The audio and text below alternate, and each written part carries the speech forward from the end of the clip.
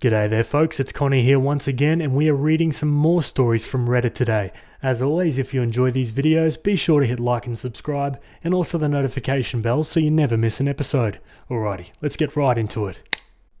Okie dokie, we're on relationship advice. This one was written by a throwaway account and it's titled, "My boyfriend's relationship with his teddy bear is making me uncomfortable." Okay now, please, no joke, this is actually serious. I've been with my boyfriend for 3 months now, so it's pretty new. So far, everything is going well, except this tiny little detail. He has this teddy bear, let's name him Teddy. Teddy has always been a part of my boyfriend's life. He got him for his birth, and when at around the age of 5 or 6, or whatever age is the appropriate age to remove a teddy bear from a child, his parents tried taking Teddy away from him. He screamed and cried so loud without stopping they ended up giving up. So he kept Teddy with him his whole life. He mentioned Teddy to me pretty early, about a week after us being together. He showed me pictures of him and I found it cute at first. He had plenty of pictures of him in different situations. Him with a mug, him laying in bed, him studying. I truly found it adorable since I thought it was just a joke really and didn't think that Teddy was such a big part of his life. The more we got to know each other, the more he started mentioning him. He'd often make jokes about him. When he had to come back to his flat, he'd say, "I have to come back, Teddy is waiting for me." And then later he'd text me, "Okay, I put Teddy to bed, so now I might go to sleep as well. I don't want to wake him up." Again, a little weird, but cute still. But he really started talking about him constantly, always linking what we were doing to him. "Oh, I wish Teddy was with us to see that. Teddy doesn't really like people, so I won't take him with me to this party," etc. He'd send me selfies with him at least twice a week. He also sometimes said weird stuff like whenever we watched a sex scene in a movie, he'd say, "That's what me and Teddy do when we're alone." Or when I asked when he lost his virginity, he answered, "Oh, I lost it with Teddy a few years ago." They were jokes that made me uncomfortable.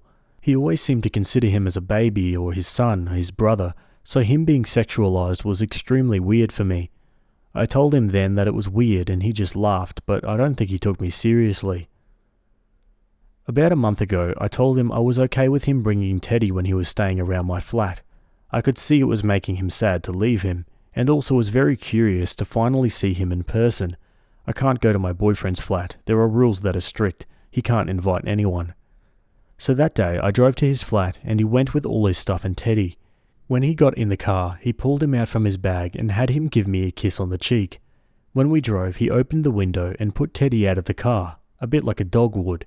He said it was rare for Teddy to travel like that, and he could feel that he was happy. Teddy smells a lot. My boyfriend hasn't washed him in 12 years. For the rest of the car drive, he hugged him and gave him kisses. He has a weird twitch where he would just compulsively pat the back of Teddy. It makes a weird sound because Teddy used to be able to play music when you pressed his belly. He always rubs Teddy's clothes in between his fingers. You can guess that Teddy is in a pretty bad state. He used to be red and now he's just grey. When we're together in bed, he always puts Teddy's mouth on my mouth, and I always avoid it as I find it disgusting, and I told him that I hate it, but he doesn't listen. He always tries to have Teddy touch my boobs or my ass. When we make love, I often end up finding him in between us, and every time I throw him away, my boyfriend says, "Oh no, he likes to watch," in a joking way. He often mentions us having a threesome with Teddy, him, Teddy, being great at licking, and them always doing kinky stuff together.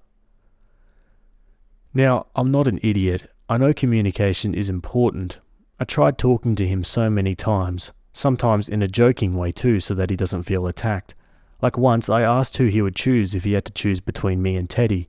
He said Teddy. But also so many times in a serious way. I told him I didn't like when he was rubbing Teddy on my face and body. I told him I found his relationship with him way too intense and weird. But every time he didn't take it seriously, made jokes, and never truly told me what he thought. I should mention that he's like that for any serious conversation. All he does is make awkward jokes, and he never tells me how he feels. He said "I love you" first because he was drunk. This is becoming hard to handle. I've been away from him for 2 weeks and was kind of relieved I wouldn't see Teddy anymore, but all he did was send pictures, and whenever I asked him, "What are you doing?" or "What did you do today?" his answer was, "Playing with Teddy." Today he told me I was perfect, which was a first, and I sure didn't expect that. He doesn't give a lot of compliments. When he said that, I said, "Really?" And his reply was, "Actually no, Teddy is perfect. You come way after him." I just gave up and didn't reply. I have 3 questions. 1. Am I overreacting? Am I the one not being tolerant enough? Am I some boring girlfriend who can't welcome some childishness in her couple? 2. What should I do? Should I let him live his life with Teddy? Should I ask him to make a real choice? Should I ask him to just stop the sexual jokes? Like, who am I to ask such things I don't know?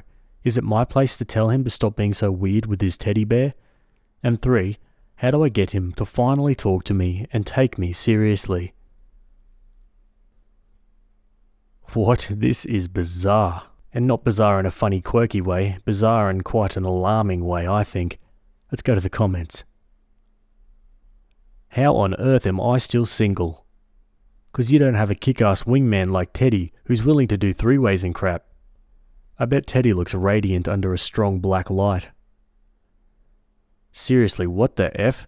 I've been married for a couple of years, and as an average-looking woman, I ran into my fair share of weird dudes while dating. But what? If I told my girlfriends even a lighter version of this dude's behaviour, they would be holding an intervention for me to get away from him ASAP. Even if this was only a strange, immature coping mechanism, it's still not acceptable. The fact that he has strongly implied that he uses Teddy as a masturbation aid? What? I love my husband, but if he started carting around a pocket softie and made me kiss it and touch it without my consent... If women like Opie exist who are willing to put up with crap like this, barring you being some kind of Ted Bundy weirdo, I also have no idea why you're single. Teddy Bundy. So, I'm pretty sure I used to be friends with this dude on Facebook and ended up blocking him. He had several profiles, one for Teddy, and would harass the hell out of women, then blame it on Teddy. He told one of my friends he hopes she gets assaulted, and then blamed it on Teddy and tried to re-add her on a different account. He has a comic or novel or something he's working on about him and Teddy, and he makes the girls who block him or get upset with him the villains they defeat. If it's the same dude, he's out of his frickin' mind and you need to run. Edit, I didn't want to unblock the guy's profiles because I have to wait 48 hours to block him again, and he scares me, but I found one of his many profiles that seems to be abandoned. He uses an alias, so I don't know if Opie would recognize the name. However, his profile is full of photos of the creepy old bear, so maybe she'll recognize the bear. This is Teddy. I certainly hope there's not 2 of these creepazoids running around. This particular dude has a crime scene photo of a dead assault victim laying face down in a field as his cover photo, so if it's the same dude, she needs to bail, change her phone number and move. Edit 2, thanks for the gold and silver. The thread is locked now so I can't reply to anyone, but Opie confirmed this is not Teddy. I don't know if I should be happy with the fact that what that comment's describing is not what OP's dealing with, or frightened about the fact that there's more than one of these Teddy people that are out there. Let's go to an update the next day. First of all, I'd like to say thank you to you all. I did not expect to get that many comments. I'm safe for those who were worried. You all really scared me though. I had many questions that were asked, so I'm quickly going to reply to the ones I saw the most often. Why are you with this guy? Are you insecure? And why are your standards so low, etc.? I obviously didn't write down his nicest description. Apart from this weird teddy bear fetish, he was a completely normal guy, with friends, going to parties, studying, and so on. He is quite the popular guy, in fact even though I don't care about this kind of thing. He took me on dates and made me feel special. I really thought he was a keeper. At the beginning, him being a little childish didn't bother me. I myself have stuffed pets, and even though they're in the cupboard, I used to love them as a kid. That's when he started sexualizing his bear and involving me in it that I freaked out. The problem is, it's so hard to tell when he's joking or not. He constantly makes jokes. That's why I could never tell whether I was overreacting or not. Is he just joking, or does he mean what he says? However, the one thing I really didn't see coming, and you guys helped me realize it, is his lack of respect towards me and my boundaries. Sometimes it's easier to see from an external point of view. This whole time I was too focused wondering whether it was normal or not for me to feel uncomfortable, and I didn't realize that not once did he help me feel more comfortable, despite me telling him how I felt. Thank you a lot, because that's the one thing you all really helped me for. I would have probably taken more time to realize it on my own, even though it now looks obvious. About the guy who said he knew him. Unfortunately, or fortunately, it wasn't him. Thank you so much for the help though. Run away, he's going to kill you, he's a psychopath, etc. Although his behaviour is extremely weird, I don't see him hurting anyone, but obviously it's easier for me to tell since you all had to base your opinion on what I said. He doesn't match the psychopath personality at all. I'm not allowed to visit him because he lives in a private home. A person hosts him in one of their bedroom, and this person doesn't allow any visits. It is weirdly strict, yes, but it's believable, and I've seen his sister once who confirmed that she couldn't visit him herself. One thing's for sure though, although he may not hurt anyone, he seems to have serious problems, and I'm not sure I can handle it. It's fake, and it looks like the movie Ted. I know it all looks surreal, but it is true.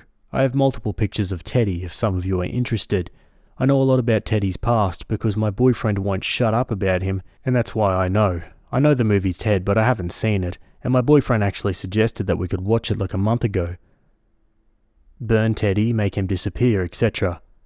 Haha, thank you, I did think about that a lot. I often hide him when he brings him into my flat so I know exactly where he is, and so my boyfriend doesn't think about him. He always ends up looking for him though, but it still gives me a break. What did you do in the end?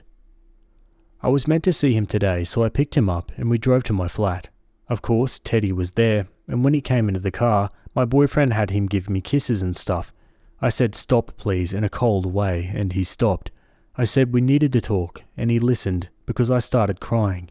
I thought it would be hard for me to start talking, but since I was so stressed with all your comments, I just broke down and cried. I told him how I needed him to stop with Teddy, that he needed to stop being so close and dependent on him, that Teddy shouldn't come to my flat anymore. At first he was silent, but then he said he didn't understand why I was so uncomfortable with it, that he was purely joking, that he knew Teddy wasn't real, and that it was hurting him to see that I thought he had a problem. I was extremely disappointed of his reaction, and just told him I needed a break. I drove him back to his flat, and that's where I am now. Edit. Everyone is saying the post is deleted, and I have no idea why. It wasn't deleted before. The original post is available in the comments, it's quite easy to find. Thank you to you all for support. I realised there was confusion. No, I'm not in his flat, I'm home and safe. Tonight I'll sleep at a friend's so she and I can talk about it, and I'm never going back with him. He sent me terrible messages all night, which convinced me to never get back with him. Thank you again for helping me, and have a nice day. One comment says, quote, it was hurting him to see that I thought he had a problem. Even if he was joking sometimes, he most certainly does still have a problem given all the stuff he was doing.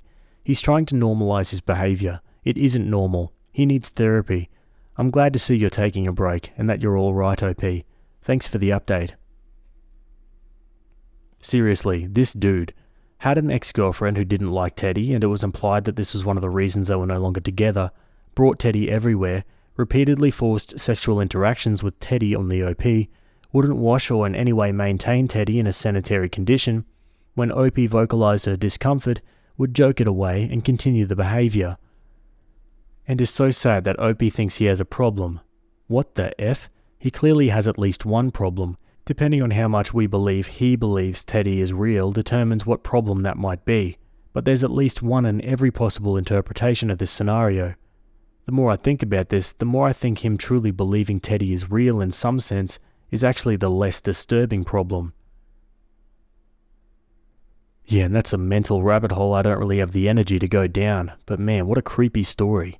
I'm glad that in that last edit, Opie kind of hinted at the fact that she was out of there. Good. I mean, like that comment said, the way he tried to normalize his behavior after getting called out for it, it's pretty worrying.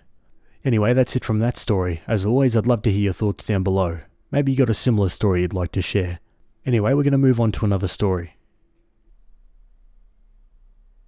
Alright, we're over on Am I the A-Hole? This one was written by user GreenWorksForMe, and it's titled, Am I the A-Hole for not consoling my boyfriend because I make more money? Reddit, I need a gut check if I'm the a-hole or not. I make a good deal of money, which I know people will say I'm the a-hole already, lol, but I live a very modest lifestyle. My monthly budget is 4k a month, and most months I profit 30k. I'm self-employed, so sometimes it's more, sometimes it's less. Next month, minor flex because I'm a non and I can, it'll be around 80k pre-tax. Woohoo. I have a boyfriend and we've been dating for 5 months. He's a good guy, but more traditional than I've ever dated before. He works as an assist manager in a farming shop paying $15 an hour. We're both in our mid-30s and live in the arse end of nowhere. I only moved here to be closer to my niece and nephew. No, he doesn't know what I make. We've only been dating a few months and I'm private about how much I'm squirreling away. I drive an older Kia, bought a standard 3.2 house last year but have almost paid it off. The issue is he saw one of my invoices to a vendor pop up on my notifications. Bill was about $5,000. He was shocked I was paying that much. I told him it was the cost of doing business and he was like, must be nice to drop twice what a normal person makes a month on business. I'm usually water off a duck's back when it comes to conflict, so I told him it would be nice if I didn't have to pay that bill at all. He dropped it, but I was getting a vibe from him the last few days. Seemed distant. I visited at his place and asked him what was wrong, and I guess seeing me pay someone $5,000 set him on a complete spiral. He's trying to figure out how he can be a man when I'm off paying other men more than he makes. I did not like the implications of that, like I'm a hooker or something, and asked him if he freaks out on farmers who drop thousands on equipment. He said it was different and asked how much I make. He hasn't asked before, which was a little on me because I always gave the impression what I make isn't that impressive. I had a bad feeling, so I lied and told him $120,000, which is officially my salary take. Hi IRS, if you know what S-Corps are, you have an idea what I mean. Anyway, he burst into tears. I think if I was nicer, I should have consoled him or something. I know he's feeling like a loser, which he's not. He has a cool job in my opinion, and he's super knowledgeable about farm stuff, which I find interesting. He's a pillar in the community because we're surrounded by ranchers and he knows everyone, and again I find it really cool, but he was upset that I see more money on the regular than he sees in a year. I may have dropped the ball a bit here and told him he's going to have to find a way to be okay with not being the provider, and then just got out of his house. I just couldn't figure out a way to make him feel better without lying more or making myself small. I guess I could have told him that working in a farm store is super frickin' manly or something. I don't know. It's easy to think of these things afterwards. My guess is it's some early midlife crisis, but I resent that it's coming at my expense. That because I'm doing well, he feels bad. If I found out he secretly had a lot of family money, I'd be really happy and glad for him. But no, learning I could cover a $5,000 bill for my own business made him feel like less of a man to the point where he had to throw shade on me. That's a him problem. I'm still kinda ticked about that. I don't know, I'm also coming from a place of super privilege because it's been a few years since I've had to think about bills, and I don't care what people say. That changes you. So, am I the a-hole? And also, what do I do now? Yeah, no, his ego is not your problem. He's going to have to figure out a way to get over it pretty quick, otherwise he's going to resent you. And I don't know why he's so upset about it. Like OP said, if I found out my partner was making 6 digits a year, like, God, I'd be pretty happy for him. Let's go to the comments. Not the a-hole. You're not compatible. He's always going to have a problem with you earning more than him, which is pretty sad in this day and age that men have an issue with this. Eventually, if the relationship progressed, you would have to disclose what it really is if he's reacting like this now. Imagine what that would be like. Opie replies, that was a concern when he was freaking out over the $5,000 bill. I was thinking that his head would explode if he saw the quarterly tax bill I made a week ago. Based on your post, my first thought was this guy didn't even understand the difference between gross and net profits. Just because you drop $5,000 on a bill to be paid doesn't mean that's what's going to be your personal account. He also doesn't seem to understand the volatility of operating your own business. As long as he shows up and does his job, he has security. You could keep doing everything right and one day lose your business to a fickle market. Opie replies, and how? There is a reason I'm living on so little while making so much. Idiot little tech bros are actively trying to create AIs to make me redundant. Meanwhile, people will always need food as a farmer. Not the a-hole. His inferiority complex is not your problem. You shouldn't have to diminish yourself to make him feel good about himself. He should be proud of you. He should be pushing you to be the best version of you and vice versa. If he hadn't been snooping, he wouldn't have found out. If he hadn't have asked intrusive questions, he wouldn't know how much you make. If he hadn't have had a tantrum, there wouldn't be a problem. And if he wants to be the provider, he should find someone who wants to be dependent on him financially. Do not ever dull your shine to make an insecure a-hole feel better about himself. You're incompatible. Opie updates 1 month later. Long story short, my boyfriend of 5 months who doesn't make a lot found out I make a hell of a lot. He makes around 30k a year, and I'll be clearing 400k, though I was caught off guard when he saw a financial email and told him 120k. He freaked out and had a minor emotional meltdown because he realised he would never be the provider. I told him to get over it. Not a huge surprise to anyone, but we talked it out, and a big reason he reacted badly is because he's in a bad spot. We live really rural, and $15 an hour in a farm store is basically the top pay without a major change of life on his part. Moving away, somehow changing jobs when there are no real jobs, winning the lottery. The stress got to him and he didn't react well.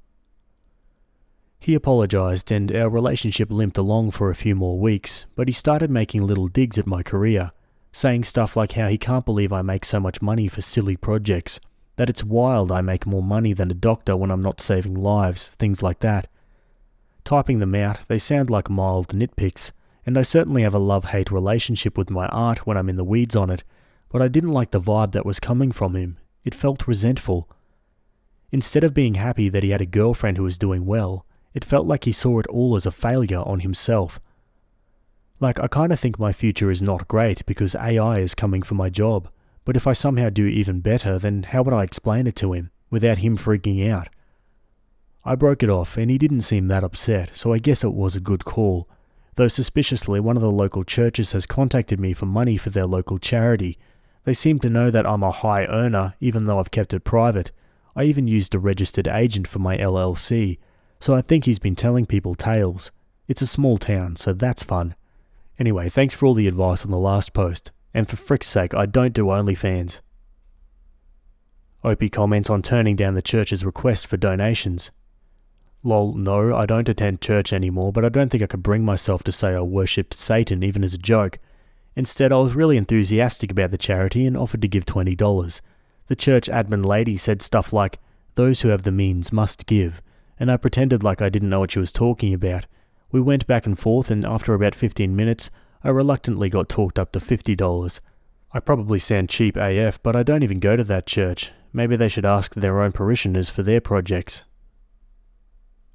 One comment says, "Good for you. I don't understand why it's such an issue if one side earns more than the other. Be happy for your partner that they do well and support them. I think you dodged a bullet by leaving because if he can't support you there, then he'd probably be making problems in other things later on as well. Good luck for your future." You dodged a bullet. He's acting like a child. He's bitter and throwing a tantrum. He's definitely too immature for an adult relationship. And yes, I think he told people and it's gotten back to the church. Block him and say no to the church. Alrighty folks, and that's the end of that story.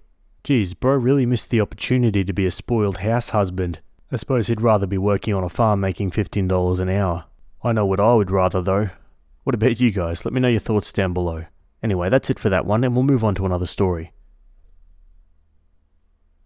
Alrighty, we're still on Am I the A-hole? This one was written by user Helpful Listen, and it's titled, "Would I be the a-hole for telling my wife to show me her phone after I got an email accusing her of cheating?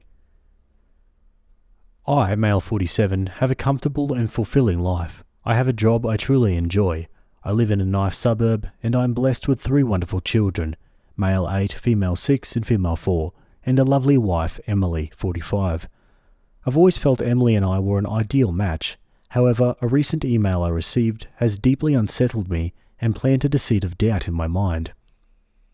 Emily lived in the UK between 2010 and 2015, during which time she pursued a PhD. Because she lived there so long, she developed many close friendships and has made it a point to return every couple of years to maintain those ties. This past August, she travelled to the UK for 3 weeks to attend the wedding of one of her close friends. After some consideration, we agreed that it would be best for me and the children to remain at home, as I could not take that much time away from work, and the children were unlikely to find much enjoyment in such an event. Emily departed, returned as expected, and life returned to normal for us. Last week, I received an email on my work email address. It was supposedly from the wife of Emily's friend. I'll call him Jake, male 44. According to this woman, she has a very strong reason to suspect that Jake and Emily engaged in an affair. She listed off her suspicions, noting Jake had picked Emily up from the airport, spent considerable time at her hotel, and how the two of them frequently went out to dinner alone. She even included pictures of my wife's earrings that she said she found in Jake's pockets when she was doing the laundry and pictures of a lipstick stain on his shirt. The colour is one I recognise as something Emily often wears. There is some other evidence she listed off. For the sake of conciseness, I will not include them here. All this was a lot to absorb, and for a while I thought it was some sort of joke, so I tried my best to ignore it, but it kept coming back into my mind. I remember that before her trip, my wife would talk to all her friends there. I don't know if this email is influencing my memory, but I think she probably spoke with Jake the most. Additionally, I know Emily never liked Jake's wife, though I can't say why. I've never pried into Emily's phone or social media accounts before, but I feel very tempted to now. However, I know I'd feel terrible if I looked and found nothing. Also, if I start acting suspicious, wouldn't she just delete everything out of fear of being found out? I'm unsure of how to move forward and would welcome any guidance on handling this. The best I can currently come up with is asking to see her phone immediately after confronting her about it, so as to not give her time to delete anything, though part of me thinks this would upset her and potentially not even show anything. Would I be the a-hole for telling my wife to show me her phone after I got an email accusing her of cheating? Edit, I forgot to include, my wife no longer has these earrings. She wasn't wearing them when she returned, and when I asked, she said she lost them. Definitely suspicious, but yeah, how do you go about this? Let's go to the comments. Info. The other evidence bears listing. Best to have all the facts as you understand them, concision aside. Opie replies, it isn't as solid as the other stuff she shared, which is why I decided to leave it out. But the other evidence is as follows. She said that every day Emily was there, Jake would either go see her or talk on the phone with her. She also said that whenever Jake was on the phone with Emily, he'd quickly hang up or leave the room if he noticed her. She mentioned they seemed to not even hide how much physical contact they'd have, as they'd always find an excuse to touch each other. They'd reminisce about old times a lot, and she even said the way they would look at each other. Not the a-hole, and show your wife the email from this person and ask the question. Opie says, I guess I will. Here's hoping it turns out to be nothing. I would show her the email you got and ask to see the phone right then and there. Her reaction will be telling. I think it warrants asking to see her phone, however I'm not yet sold on it definitely being an affair. The lipstick stain proves absolutely nothing. She could have found or taken the earrings from somewhere else. How certain are you that they're actually your wife's? And the rest you put in the comments are purely just her word. She might just be causing trouble. Opie replies, I am 100% certain those are my wife's earrings, or at least a replica. I got them for her 2 years ago on her birthday. She told me that she lost them while in the UK, since I noticed she wasn't wearing them when she got back. Let's go to an update, see what Opie does. A few hours after sharing my first post, I confronted Emily. She confirmed my fears. She claims she's in love with Jake and can't live a lie any longer.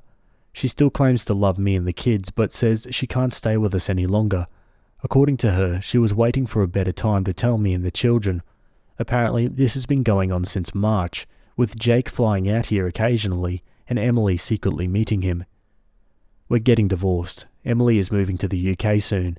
She confirmed that in August, in addition to the wedding, she attended a job interview, and she's set to start around the new year. She's already applied for a British visa. She plans to live with Jake once she moves. As for custody, Emily is voluntarily surrendering her chance of full custody. She doesn't want to uproot the kids, so they'll stay here in Canada with me. There's a part of me that appreciates that decision, but there's also the part that is astonished at how easily she's walking away. She wants to pay child support, but I'd rather raise my children without her financial influence. That said, the court will likely insist on support, regardless of my feelings. Emily is also seeking structured visitation rights, which, given the circumstances, will likely be granted. Based on what I've been told, the court generally leans towards arrangements that allow both parents to maintain relationships with the children, even when one is relocating to a different country.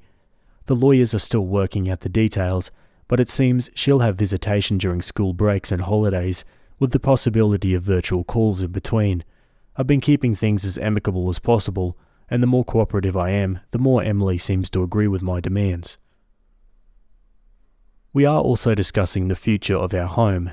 Emily has expressed a desire to sell the property and divide the proceeds. While I am reluctant to part with the family home, It is unlikely I have much of a choice since it was bought during our marriage.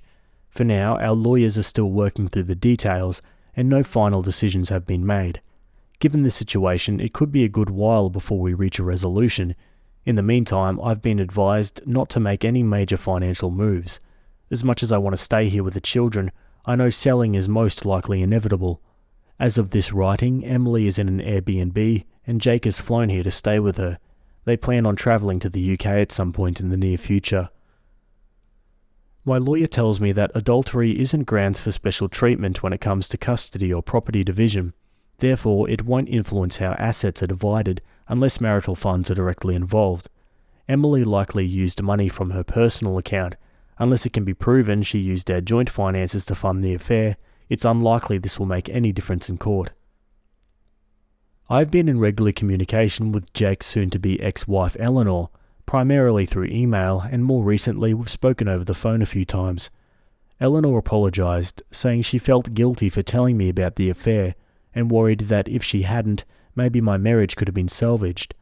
I reassured her that, for me, the gravity of the situation made divorce inevitable, and I'd rather not remain in the dark about something of this significance. She even sent me messages and other evidence of their relationship, but since Emily is openly admitting to the affair, it doesn't really matter in the context of the law. Eleanor has also told me a lot about Jake. Apparently, this is the third time he's cheated on her, and she's had enough.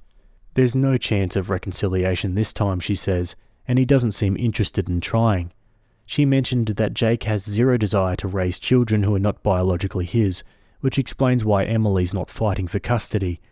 Eleanor's divorce will most likely be much longer and more drawn out than mine, given that both her and Jake want full custody of their children and can't agree on several other issues. I haven't had much time to process everything. These past 2 weeks have felt like a blur in every way, but one thing I can say with certainty is that I have nothing left for Emily. Not because she betrayed our marriage, but because of how easily she's walking away from our children. I never thought I could hate someone I once loved so much. It's a strange feeling. The hardest part in all of this is the children. My 2 youngest daughters have started asking why their mother isn't around as much anymore, and it's been very difficult trying to communicate with them about the nature of the situation. My eldest seems to understand a little more, and as a result, he has become quiet and withdrawn. I'm fortunate to have a family that has been incredibly supportive so far. My children have received numerous thoughtful letters from some of their cousins, which I've been reading to them each night. All my siblings have also sent gifts for the kids, and one of my brothers, along with his wife, drove up to visit over the past weekend. My sister-in-law even prepared plenty of food, some of which is still in the freezer. They also kept the children entertained while I met with my lawyer. My other siblings have also offered to come by and look after the kids whenever I need them. Beyond that, my parents have been calling daily to check in on us, and my 78-year-old mother has already made plans to stay with us for 2 weeks in November to help around the house. The collective effort of my family has made this experience much more bearable, and I'm deeply grateful for all their support. To everyone who encouraged me to speak with Emily after my last post, I'm grateful. I was tempted to ignore Eleanor's message, but it kept gnawing at me. Your advice gave me the courage to act. Emily has shown herself to be a liar, and I have no doubt that her idea of a better time was simply when it would cause the least inconvenience for her and Jake. And some final comments. So sorry for the outcome here, OP. I had not expected her to just drop the marriage and take off with Jake, a known cheater. Can't imagine that relationship will last long, and your wife walking away from her kids to be with him is beyond the pale. Continue to listen to your lawyers. Be amicable to get the best settlement and take care of your kids. Good you have a supporting family. Thanks for the update. I wish you and your kids well. Take her support payments and put it into the accounts for the kids. Keep investing it for them and give it to them when they're 30. Hopefully they'll be in a good place where the money will really help them. She's so pathetic. He says I don't want your kids but I'll fight for mine, and she bends over and agrees to abandon them. Watch her life implode when he eventually cheats on her. She'll come running back claiming she missed you and the kids. Speak to your lawyer to get her to sign over full parental control and loose parental responsibility, as she'll use them as blackmail to worm her way back in. As soon as lawyer says it's time, cut all remaining financial ties with her. Not the a-hole. Jesus effing Christ, she's leaving the kids with OP and forcing the sale of their house. OP should be getting as much child support as he can from that monster. It's so shocking that she couldn't live a lie any longer after she was caught in her lie. That was just the most amazing timing. I'm sure she and Jake will be perfectly happy. There won't be any problems in that perfect relationship. Smooth sailing. It's so obvious this won't end well for her. She's uprooting her life for a serial cheater who won't allow her to be in her children's lives. Regardless of the cheating, moving across the world for someone is a horrible idea, but you get what you deserve. Can't wait for the "I've made a horrible mistake, save me OP" update in 6 to 12 months. Also, guys and gals, please take the child support. It's hard out here. Every penny counts. Yeah, I'm with the comments. I feel like that update is inevitable. And yeah, I agree. Take all the child support and put it into a college fund or something like that. What do you guys think? Let me know your thoughts down below. Anyway, we're going to leave that one there and move on to another story. Okie dokie, same subreddit. This one was written by user Nina Loss and it's titled, "Am I the a-hole for calling my elderly neighbour a selfish prick after he threatened me over his late night piano playing? I, 22 female, am at my wit's end with my upstairs neighbour, 65 male. For the past 3 months he's been playing his piano loudly every single night from 11 PM to 5 AM. It started occasionally, but now it's a nightly occurrence.